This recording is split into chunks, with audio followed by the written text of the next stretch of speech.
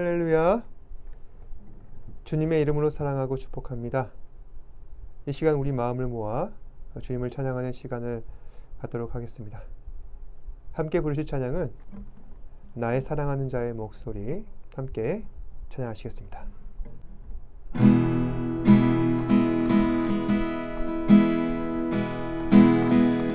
나의 사랑하는 자의 목소리 듣기 원하네. 나의 사랑 나의 어여쁜 자야, 바위 틈은 미한 곳에서 듣기 원하네. 부드러운 주님의 음성, 나의 사랑하는 자의 목소리 듣기 원하네. 나의 사랑 나의 어여쁜 자야, 바위 틈은 미한 곳에서 듣기 원하네. 부드러운 주님의 음성, 나의 사랑 나의 사랑 나의 어여쁜 자야, 일어나 함께 가자.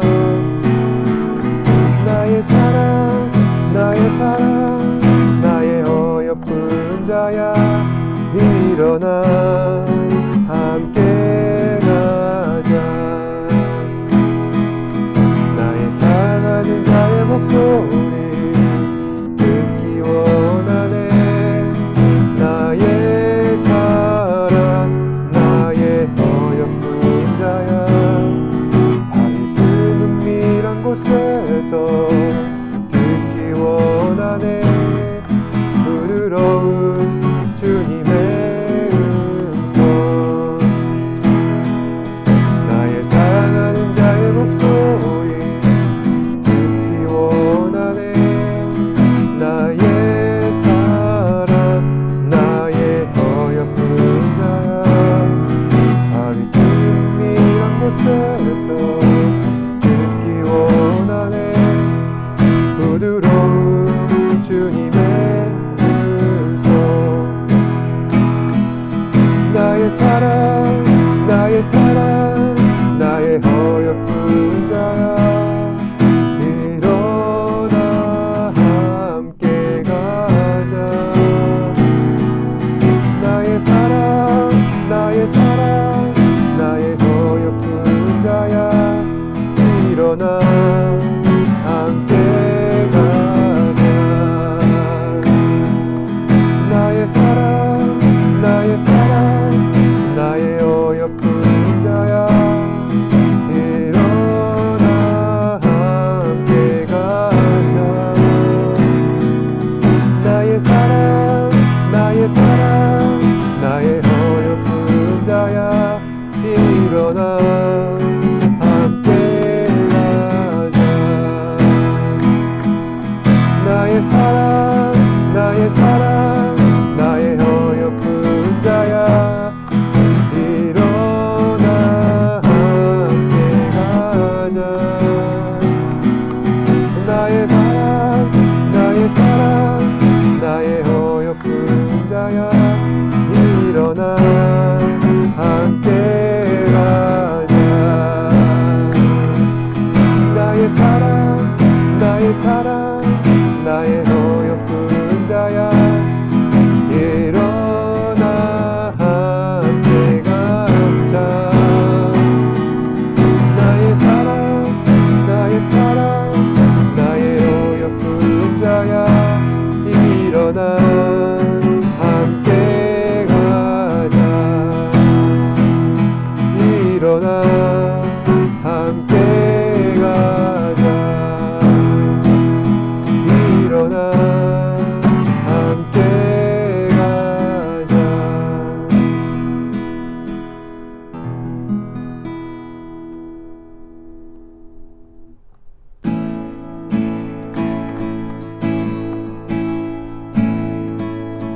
아무도 예배하지 않는 그곳에서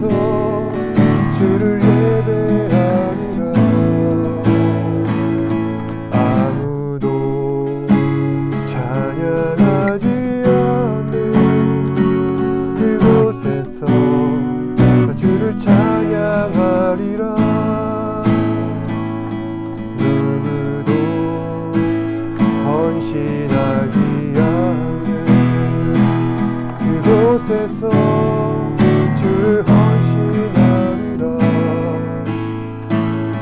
누구도 증거하지 않는 그곳에서 주를 증거하리라.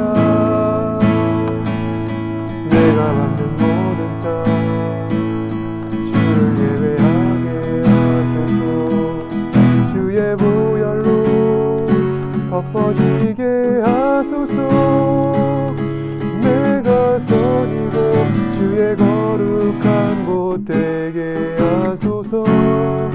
주의 향기로 물들이소서.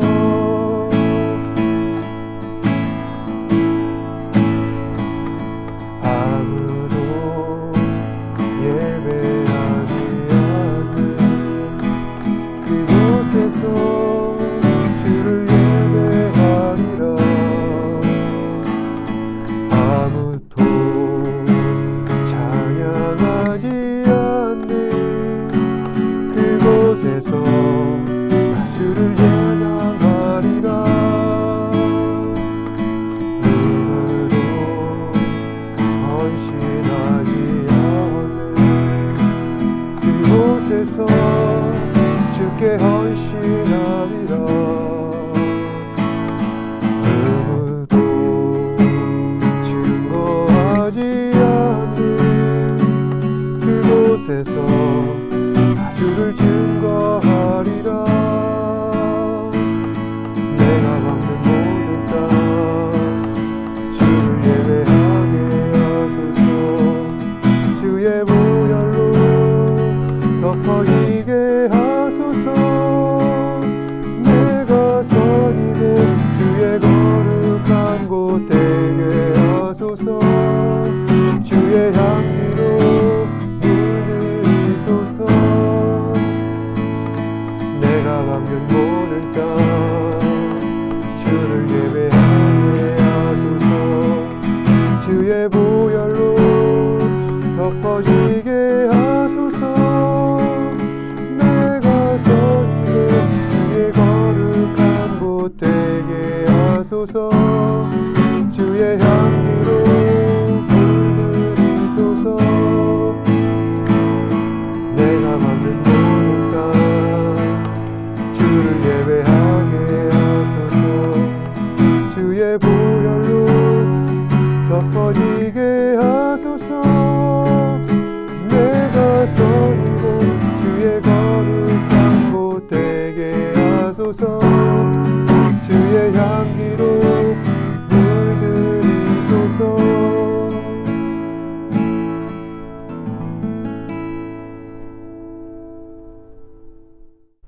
사도신경으로 신앙을 고백하도록 하겠습니다.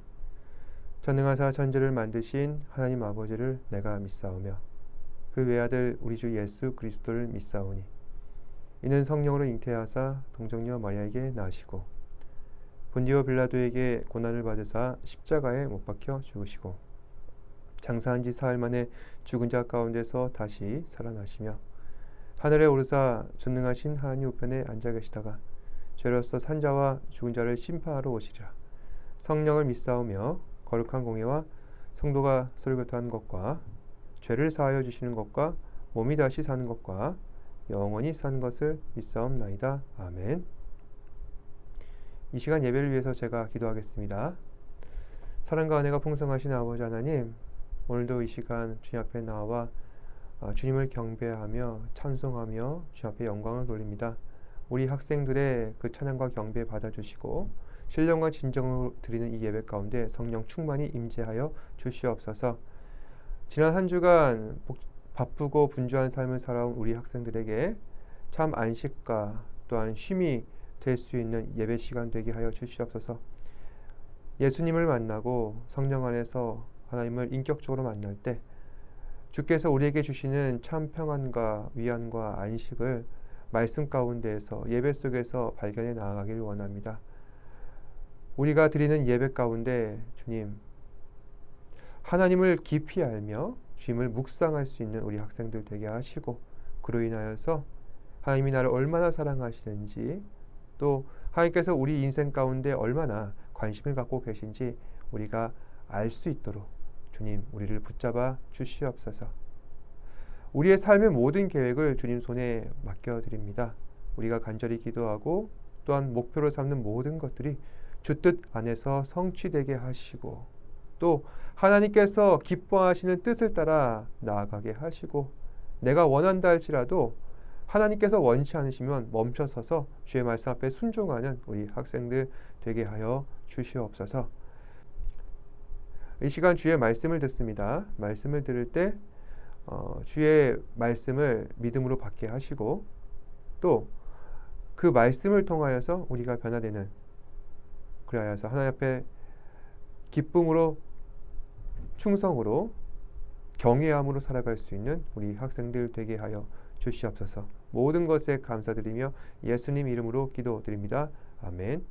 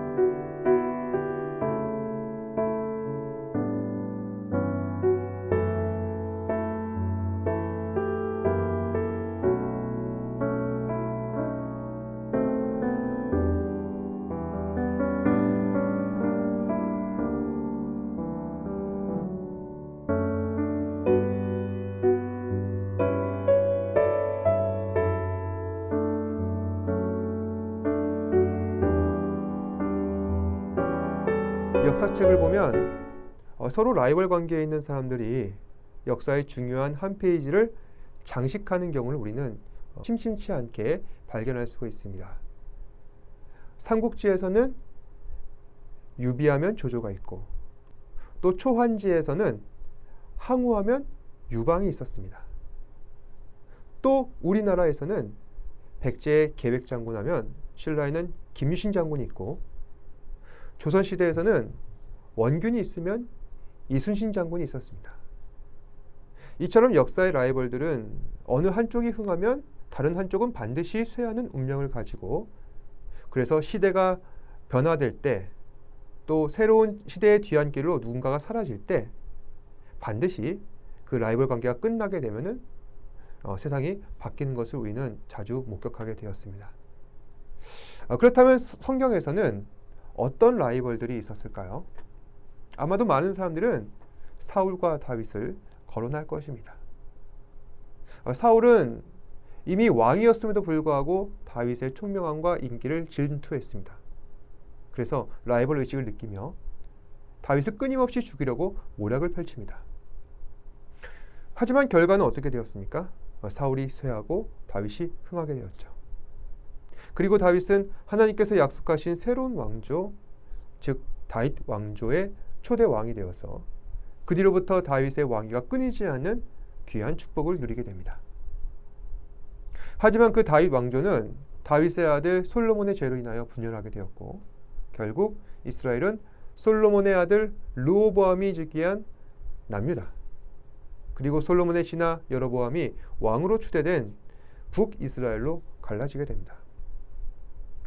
이처럼 하나님께서 이스라엘을 갈라놓으신 것은 물론 하나님 앞에 우상 숭배의 죄를 범하였던 솔로몬을 벌주시기 위한 것이었지만 이스라엘 민족이 한 분 하나님을 섬기기를 바라셨기 때문에 그 크신 뜻 가운데서 이렇게 그 역사를 다르게 갈라놓으신 겁니다. 하지만 두 나라는 결국 어떻게 됩니까? 자기 생각 따라 각자 도생하는 것이죠. 특히 율법을 따라 남유다와 북이스라엘 두 나라는 절기 때만 되면은 예루살렘에 모여서 하나님을 예배하도록 되어 있었습니다. 그런데 북이스라엘은 예루살렘에 오지 않습니다. 마치 추석 때 뭔가 마음에 안 드는 일이 있어서 친정집에 오지 않는 자식들처럼 북이스라엘은 그 예루살렘에 오지 않는 것입니다. 그리고 그 대체제로서 베델과 단 지방에 제단을 세우고 금송아지를 만들어서 이것이 우리를 구원하신 하나님이다 선포하며 그 앞에 예배합니다. 북이스라엘이 이렇게 된 것은 물론 남유다에 정치적으로 예속되지 않으려는 그의 계산들이었으나 하나님을 예배한다는 것은 결국 그런 정치와는 아무 상관이 없습니다. 그냥 나와서 예루살렘으로 올라가 하나님을 예배하고 제사 드리면 되는 것입니다. 그럼에도 북이스라엘은 자기들 마음대로 우상을 세우고 이방신을 섬기며 이것이 우리를 구원하신 하나님이시다. 그렇게 다른 생각을 하며 자기 마음대로 신앙생활을 하고 있습니다. 그런 가운데 북이스라엘은 점점 영적으로 타락해져 갑니다. 그리고 그 최고점을 찍었던 데가 바로 아합이 왕으로 즉위했을 때인데 아합은 북이스라엘 7대 왕이었습니다. 그러니까 여로보암, 나답, 바하사, 엘라, 시므리, 오므리, 그 다음에 아합. 북이스라엘의 왕위는 이렇게 계승되었는데 여기까지 보면은 그래도 북이스라엘도 나름 평탄하게 왕위 계승을 이어나간 것 같이 보입니다. 하지만 그 과정들을 보면은 결코 그렇지가 않습니다.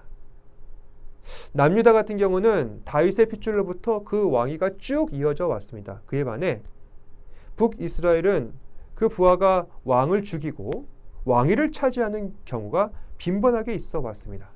특히 오늘 말씀에 나오고 있는 아합 왕 같은 경우 그 아합 왕의 아버지 시므리는 자신이 섬기던 오므리를 죽이고 자신이 왕이 되었고 또 그 왕위를 자신의 아들 아합에게 물려주었습니다. 본래 다윗도 하나님께서 기름 부으신 사울 죽이는 것을 두려워하여서 경거망동하지 않도록 늘 조심해 왔는데 북이스라엘은 이런 죄악을 서슴지 않고 버리는 것입니다. 결국 아합은 자기 아버지의 악한 기질을 그대로 물려받아 오늘 말씀에 기록된 여러 가지 악행을 벌이고 있습니다.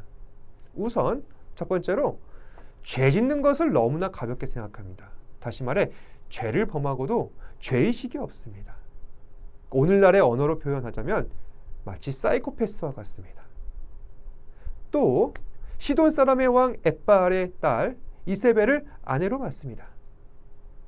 본래 이스라엘은 다른 나라 사람들과 결혼하지 않도록 되어 있습니다. 그것은 민족을 차별하라는 것이 아니라 신앙의 순수성을 지키기 위한 것이죠. 그래서 말씀해 보시면은 시돈 사람의 왕 엣바알의 딸 이세벨을 아내로 삼았더니 아합은 어떻게 합니까?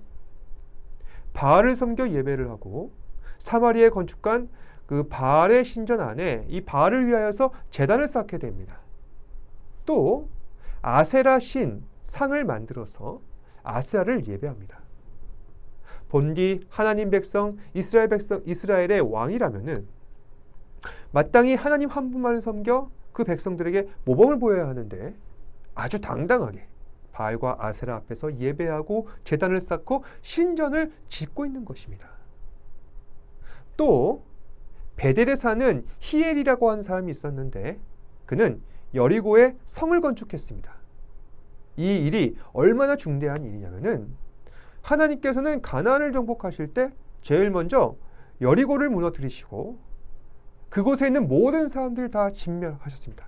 그리고 다시는 이곳에 성을 쌓도록 놔두지 않겠다. 만약 누군가가 너희 가운데 여리고에 성을 쌓게 된다면 그는 반드시 죽게 될 것이다. 여리고에 저주를 선포하신 것이죠. 이처럼 하나님께서 말씀하시고 이스라엘에게 명령하셨음에도 여리고를 재건하는 사람이 생기는 것입니다. 그러니까 지금까지 한 번도 듣도 보도 못한 악행이 아합 왕 때 일어나게 된 것입니다. 그러다 보니 33절 말씀, 그는 그 이전에 이스라엘 모든 왕보다 심히 이스라엘 하나님 여호와를 노하시게 하였더라. 아합은 하나님의 강한 진노를 받게 되었습니다. 그래서 하나님께서는 아합에게 철퇴를 가하시고자 또 다른 사람을 세우셔서 아합에게 경고하시고 아합을 징계하려 하십니다. 그 사람은 바로 엘리야였습니다. 엘리야의 직업은 선지자입니다. 그러니까 하나님의 말씀을 사람들 앞에 전하는 사람들이었습니다. 엘리야는 이처럼 선지자의 소명을 받아 제일 먼저 아합 왕에게 나아가 하나님의 말씀을 전하였습니다. 이스라엘 하나님 여호와께서 살아계심을 두고 맹세하노니 내 말이 없으면 수년 동안 비도 이슬도 있지 아니하리라. 다시 말해 하나님께서 아합이 다스리는 이스라엘을 향해 비도 이슬도 내리시지 않겠다는 말씀입니다. 이 말씀으로 아합에게 경고한 뒤에 엘리야는 하나님 말씀 따라 요단강 앞 그릿시냇가로 향하게 됩니다. 그렇게 한 이유는 하나님의 징조를 받기 위해서인 것이죠. 하나님의 징조란 장차 하나님께서 기적을 나타내실 때 그 예고로서 특별한 일을 나타내시는 겁니다. 엘리야는 그 특별한 징조를 받기 위해 그릿시냇가로 향합니다. 그리고 나서 엘리야는 하나님께서 명령하신 대로 시냇물을 마시고 까마귀들에게 명하여서 나를 먹이라 합니다. 그러자 까마귀는 아침 저녁으로 떡과 고기를 엘리야에게 물어다 줍니다. 그것으로 엘리야가 요기를 때우자 또 어떤 일이 일어납니까?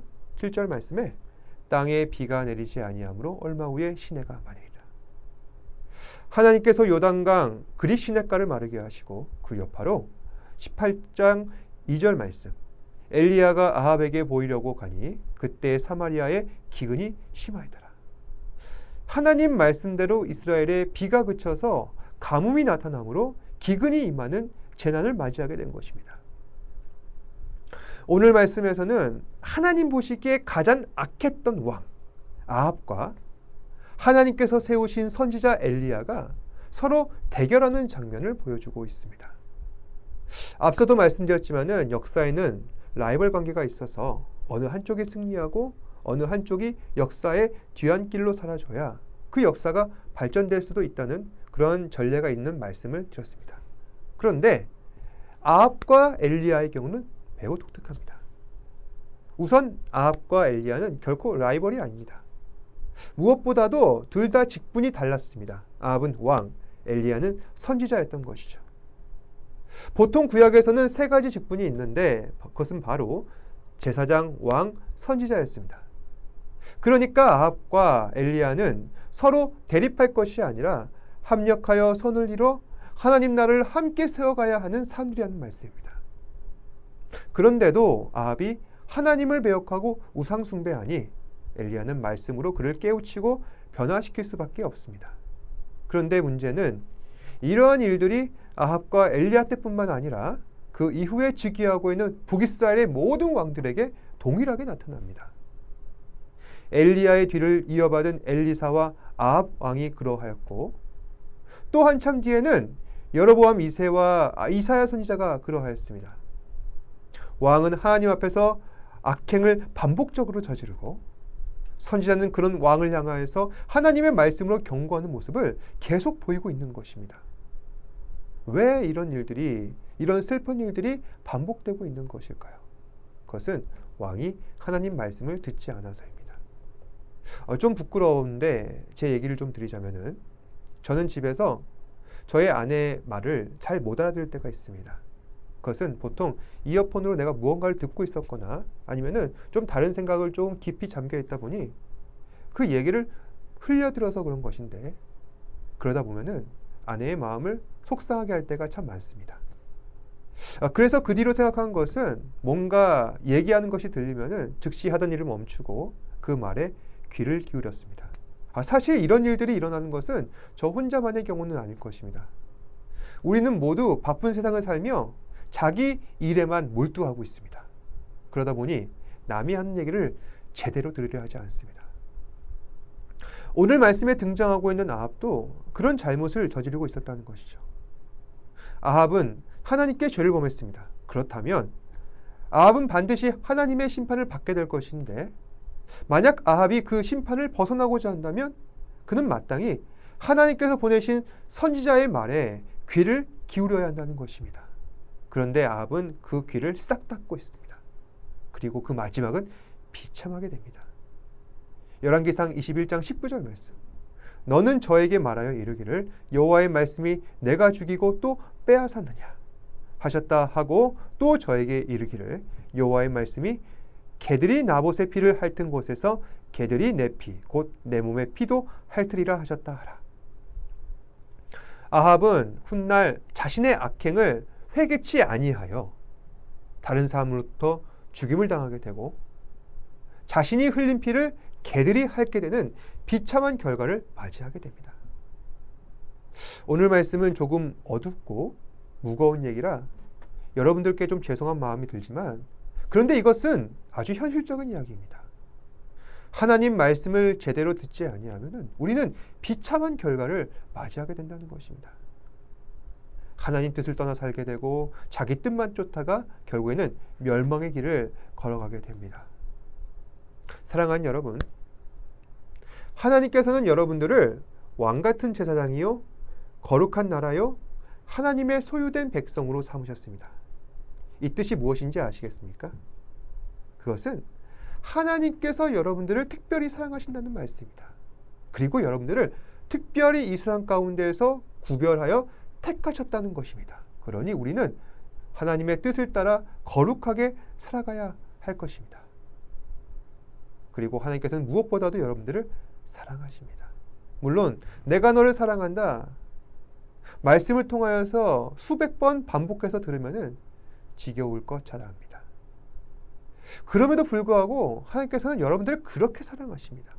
그러니 오늘 말씀을 통하여서 이와 같은 하나님의 관심과 반복적인 충고와 그로 인한 여러분들의 변화를 유도하고 계신 것입니다.